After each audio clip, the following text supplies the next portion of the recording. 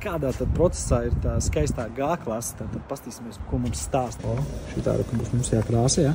Ar zelta diskiem būs baigi labi. Turbūt uzliksim ziemas riepas. Sniegu jau soli īstenībā oktobra beigās. Šitā braucam rīku pērkās Latvijā, ja? Jā, tāda Latvijā ir 4 šobrīd. 4x4 kvadrātā, kas ir vēl, kā tu redzi, paaugstināts. Bet, Klau, es gribēju sarkanu salēju. Man liekas, tas sarkanu salēju šeit pervers. Vienmēr ir jautājums, kādu grib to raksturu. Citi grib drusku, lai būtu kaut kas tāds, ekstravagants. 80% no saražotām G-klasēm vēl joprojām uz ceļiem. Bet G-klase, man liekas, ir pirmā mašīna, piemēram, tā, kur ir tā cena, tā turās mēs paskatīties vecās tās G-klases. Vienkārši tur cipari tāda vēl ir kosmosā, reāli maksā dārgi. Klau, nu jā, situācija tāda, ka mums G-klase kavējās uz decembra, beigās tikai janvārī varbūt varēs laist ielās.